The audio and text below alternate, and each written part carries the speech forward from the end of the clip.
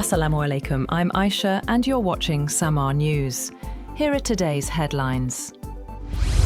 China has called for an immediate halt to military operations in Iran, warning that the war is spreading to other countries and threatening regional stability. During a regular press briefing, China's foreign ministry strongly criticized US and Israeli strikes, describing them as violations of international law and basic norms of international relations. A spokesperson for the Ministry of Foreign Affairs of the People's Republic of China said Beijing is gravely concerned about the conflict expanding beyond Iran. The spokesperson said China urged all parties to stop the military operations and prevent the further spread of war, calling for an immediate return to dialogue.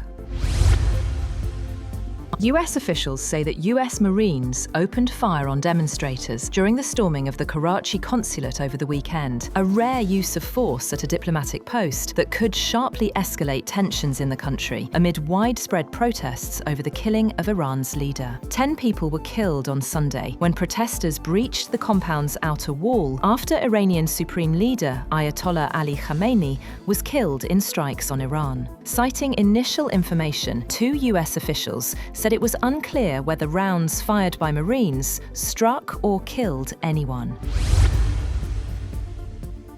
The United States Embassy in Riyadh, Saudi Arabia, has been targeted by drones, causing a minor fire at the diplomatic compound. While no casualties were reported, the attack comes amid heightened tensions following recent US-Israeli operations in the Gulf. According to the Saudi Defense Ministry, 2 drones struck the US Embassy in Riyadh, resulting in a limited fire and minor material damage to the facility. Black smoke was seen rising over the city's diplomatic quarter, home to several foreign missions.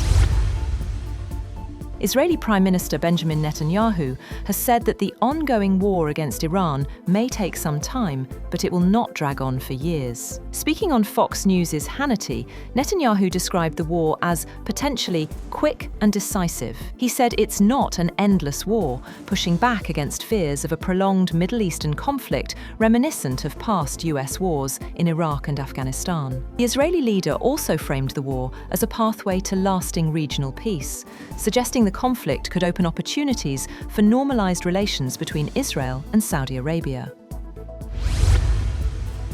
President Donald Trump says he had ordered the attack on Iran to thwart what he described as a rapidly advancing nuclear and long-range ballistic missile program. In his most detailed remarks yet, Trump said the threat from Tehran had been imminent, though he provided no evidence. He said large-scale US combat operations are continuing to destroy Iran's missile capabilities, annihilate its navy, and prevent it from obtaining a nuclear weapon. U.S. Defense Secretary Pete Hegseth says military operations against Iran would not become an endless war as U.S. and Israeli strikes entered a third day. During a briefing, the Pentagon chief said it was up to President Trump to decide the length of the military campaign, adding that the goal is to destroy Tehran's missiles, navy and security infrastructure, and deny it a nuclear weapon. He acknowledged the campaign will take time and that more U.S. casualties are expected, honoring 4 American service members killed so far. The U.S. military also acknowledged that Kuwait's air defenses mistakenly shot down 3 American F-15E fighter jets during an Iranian attack. Turkish President Recep Tayyip Erdogan has condemned US and Israeli attacks on Iran as a clear violation of international law, saying Turkey shares the pain of the Iranian people.